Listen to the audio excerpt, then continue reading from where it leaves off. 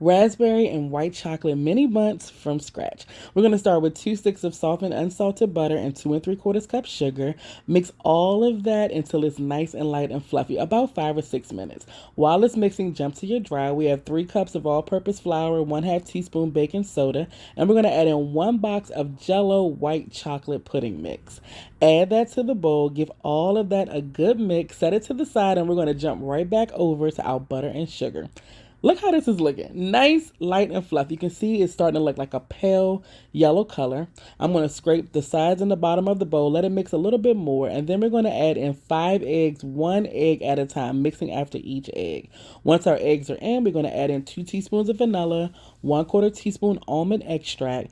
Give all of that a good mix till it's well combined. Still looks nice, light, and fluffy. It'll look just like this. Looking good. We're almost there.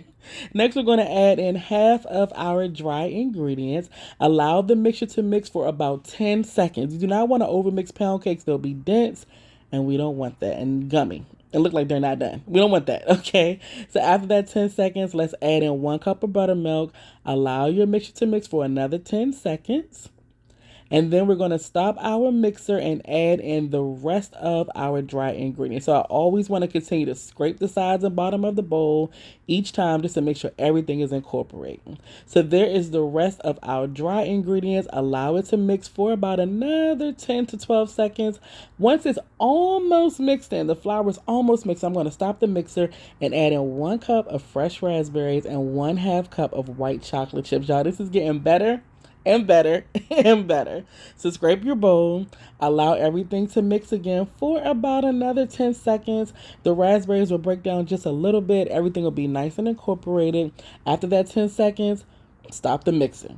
I just do a little bit of a fold after I stop the mixer just to make sure everything's mixed. Remember, we do not want to overmix our pound cakes. They'll be dense and you'll think they're not done.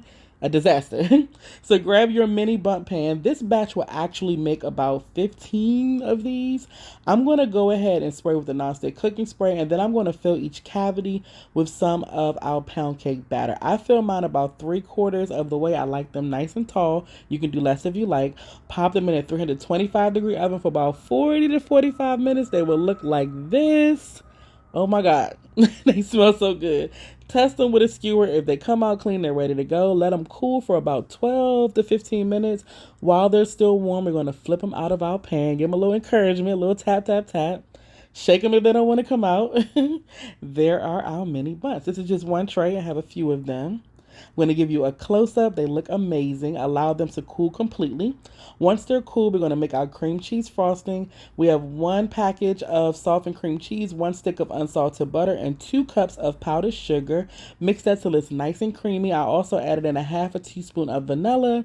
This looks amazing. If you want it thinner, just add about a tablespoon or 2 of milk. But I like it just like this. Perfect. I'm going to put my cream cheese frosting in a piping bag. And then I'm just going to cut a little bit off of the end of the piping bag so I have a nice little opening.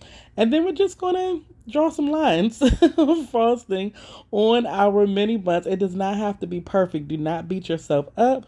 Just make it perfect for you. That's all that matters, okay? So just put your cream cheese frosting on your mini Bundt cakes. These are looking amazing. And then once I get the frosting all the way around, I just go ahead and fill in that center, do a nice little swirl, and then I add on a fresh raspberry just because it's so cute. These cakes look amazing and they taste amazing. Everything a pound cake should be. Hopefully you all give this recipe a try, and I'll see you next time. Love you all. Bye.